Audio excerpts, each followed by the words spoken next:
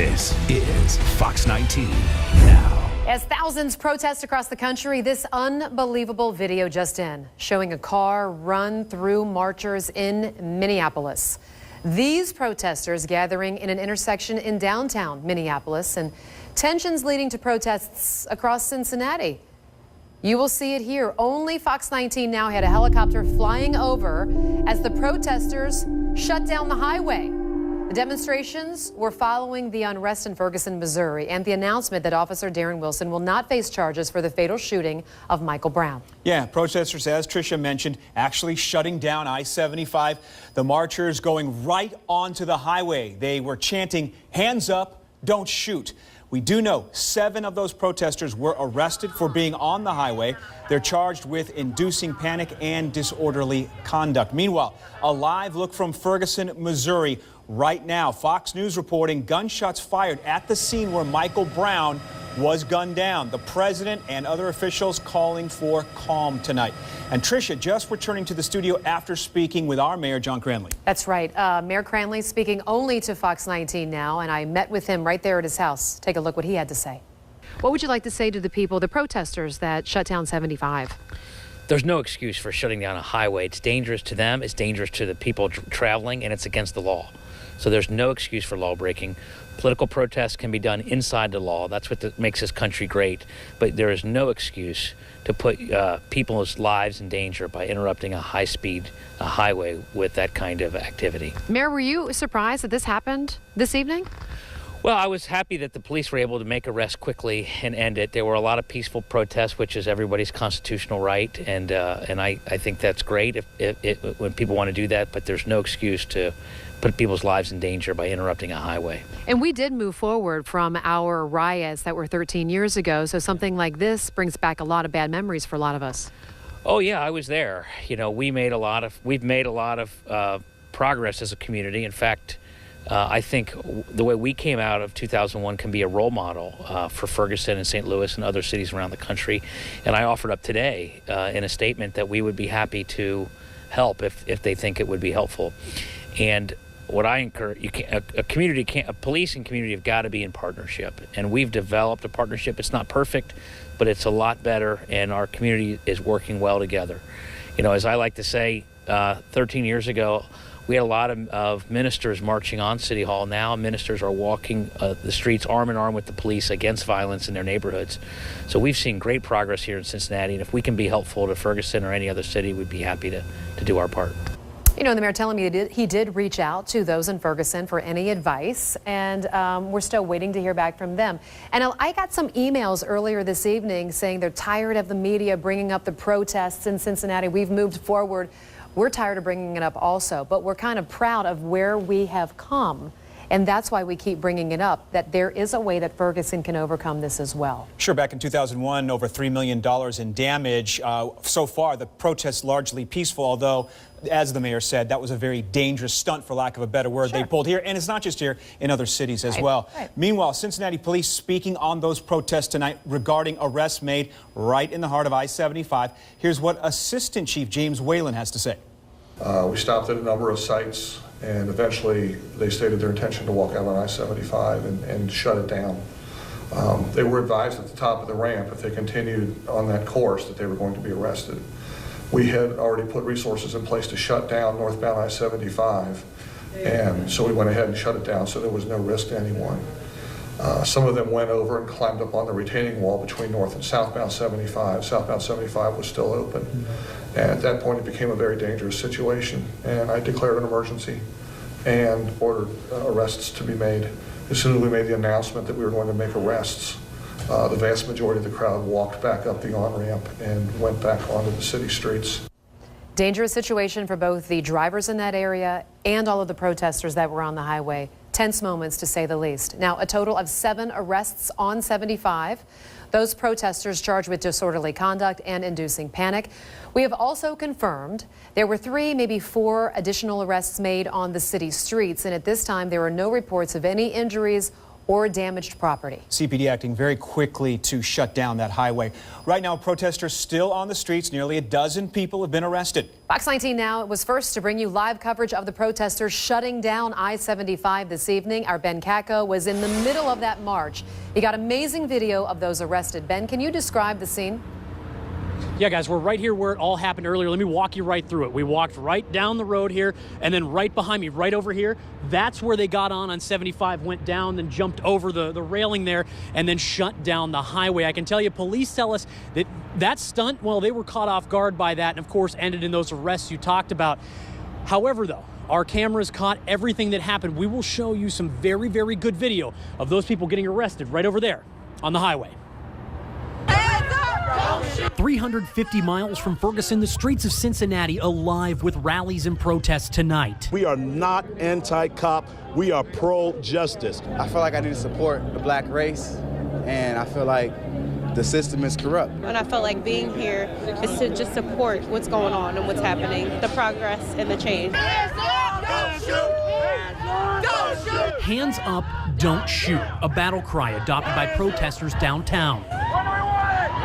Demonstrators weaving through downtown neighborhoods, taking a turn here in the northbound lanes of I-75.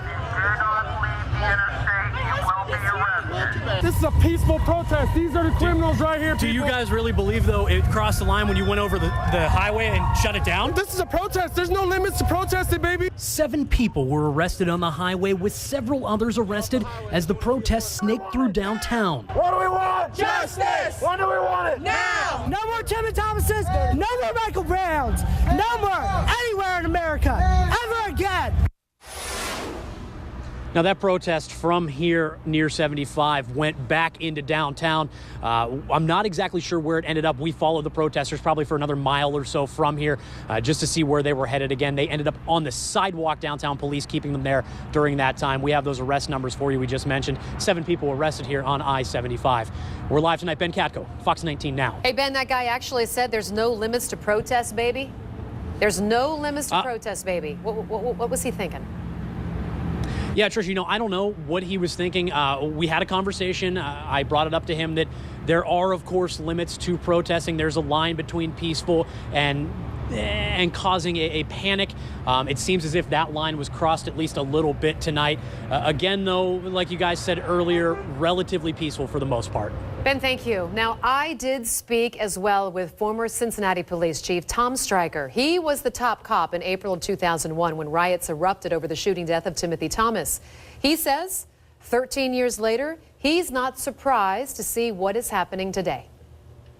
It's actually been building in a number of cities throughout the United States. We've seen things here and there, and this is just one that's been broadcast nationally, in fact, internationally, drawn a lot of attention, and because of that, you've got people not just from that community, but from all over the United States that are involved here. So, you know, I think there's sincere effort on the part of some people there to express concerns about police and community relations, and then there are other people there who are just there in order to take advantage of an opportunity to create havoc.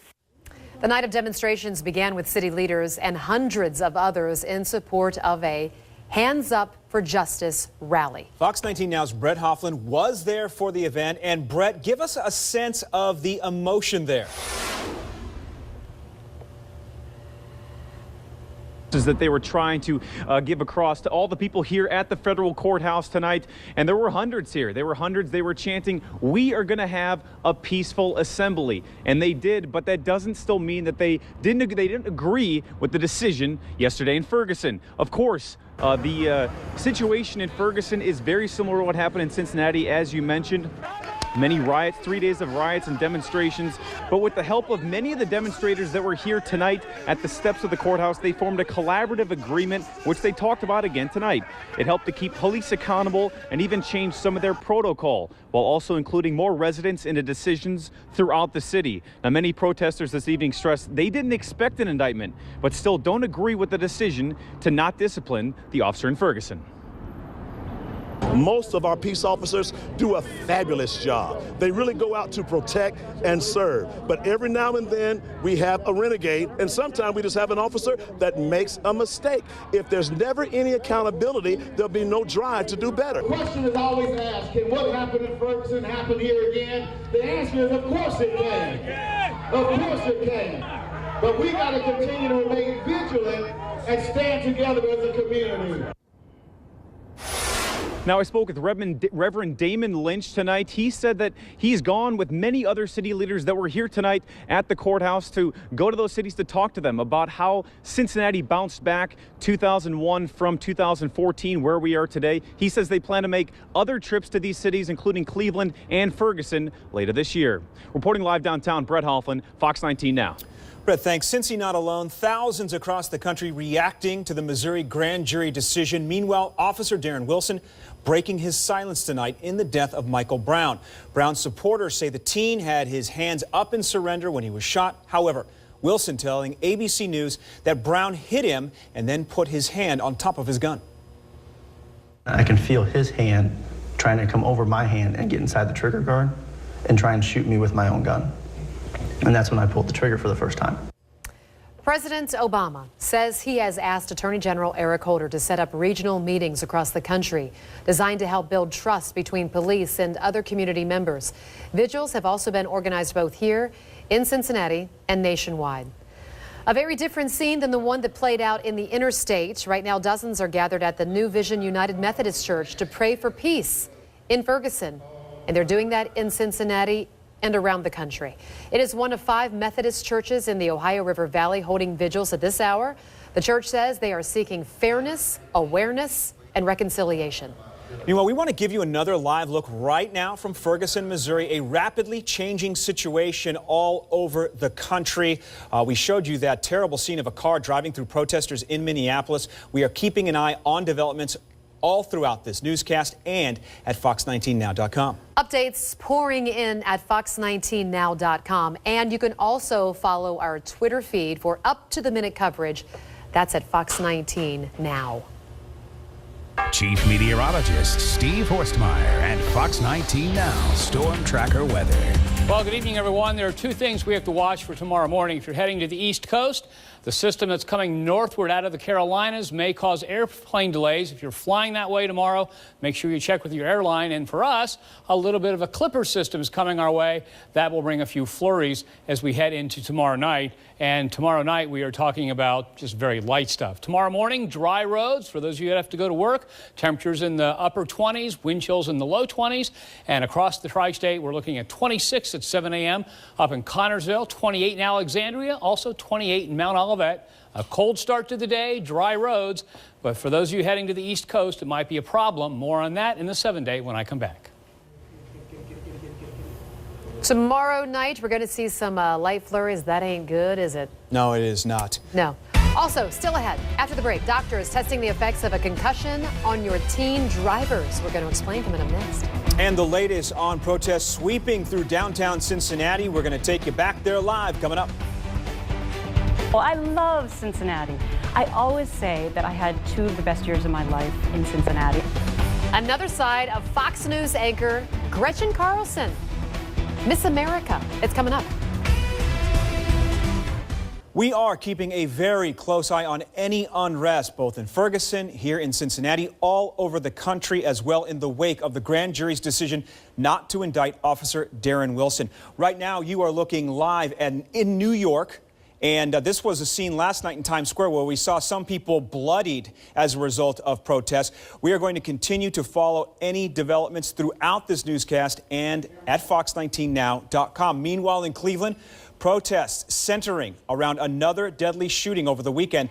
A 12-year-old shot at a recreation center. A police officer shooting and killing Tamir Rice after he flashed what appeared to be a gun in his waistband. Turned out to be a BB gun. When that happened, the group that calls itself Anonymous shut down the city's website. Protesters gathering in reaction to that shooting and the Ferguson decision. Chief Meteorologist Steve Horstmeyer and Fox 19 Now Storm Tracker weather. Good evening, everyone. A live look at downtown Cincinnati. Good visibility out there. No precipitation in the area. Of course, that's the view on the Ray St. Clair rooftop camera. 34 degrees right now up in Mount Adams. Winds out of the north at 5. So just a little bit of a wind chill, not much different than the actual temperature. Here's a close-up view of the satellite radar loop. And what you see is a variable cloudiness around the Fox 19 Now viewing area. Off to the west, there's some more cloud cover moving into the range of this map. And if we take a wider view here, you can see that system. It's a weak Alberta Clipper system that is heading south and eastward. Doesn't have a lot of moisture with it, but it could bring us some flurries tomorrow night into Thanksgiving morning. And the other thing we're worried about, or for those of you traveling, is this. It doesn't look like much now. We'll look at it on the model run in just a minute. But as this system heads up the east coast, it'll become a nor'easter, bring wind, rain, and snow to parts of the east coast, and more than likely during the day tomorrow, flight delays. The good news, it'll move fast and be out of there by tomorrow evening, so Thanksgiving and the rest of the weekend won't be a problem. 32 right now at the International Airport, wind chill 26. Winds are out of the north at 7 miles an hour. There's been no precipitation since midnight. Again tomorrow morning, upper 20s until 10 a.m. when we make it to about 32. As far as wind chills go in the morning, basically in the lower 20s. So another morning to bundle up. Here are those drive time temperatures one more time. Batesville tomorrow morning, 26. Wilmington at 27. West Union, 29. The wind chill in West Union at 22 at 7 a.m. Wind chill in Cincinnati, 25 and 21 in Lawrenceburg. Now here's that system. Here it is moving north and eastward up the coast. You can see a large area of snowfall in the Appalachians. Heavy rains and wind along the east coast. That'll skedaddle out of there pretty quickly. Notice the Clipper comes our way with restricted amounts of moisture. That's why I have just flurries in the forecast. So your Black Friday forecast, partly cloudy, low 24, high 38. Should have no problems getting where you want to go to reach those bargains. And the 7-day forecast looks like this. 27 and 41 with a few flurries tomorrow night, a few flurries during the day on Thanksgiving, 27 the low, 38 the high, 38 on Friday. We're looking at showers arriving with a high of 48 Saturday, into the 50s for Sunday and Monday, and the chance for you make it to 60 with showers again on Tuesday. So things are looking up. Temperature-wise, if you like the warmer weather, it is on the way. Sounds good to me. Well, thousands of new parking spots are opening up downtown. Find out where and how much of an impact it will have on your day-to-day schedule. And we are keeping an eye on the situation as it develops on the ground in Ferguson. The very latest next.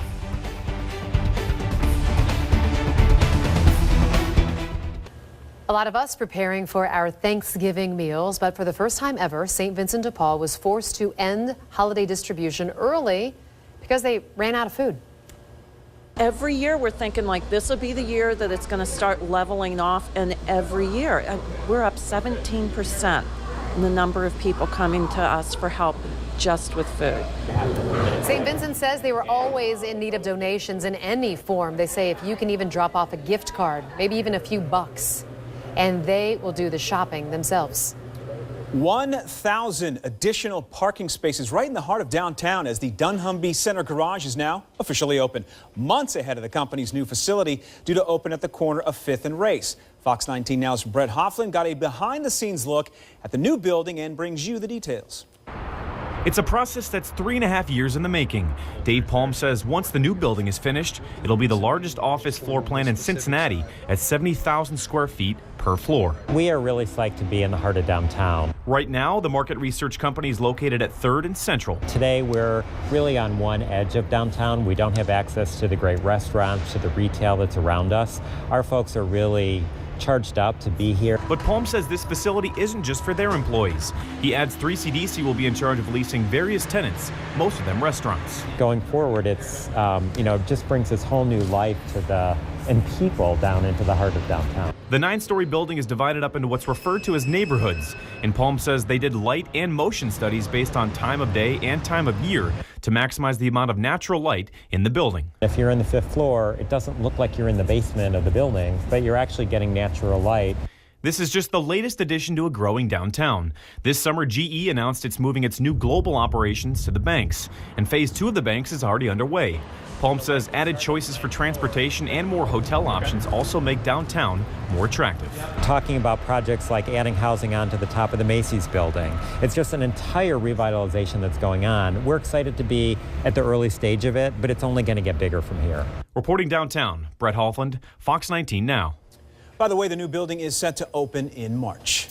Researchers at Cincinnati Children's studying concussions on teens to determine the right time to let them back behind the wheel. Look at this photo. It shows a test study in a driving simulator used by docs to assess potential impairments to reaction times following a concussion. Now I want to take you to a live look in Ferguson, Missouri. The very latest on the unrest there and here in Cincinnati right after the break.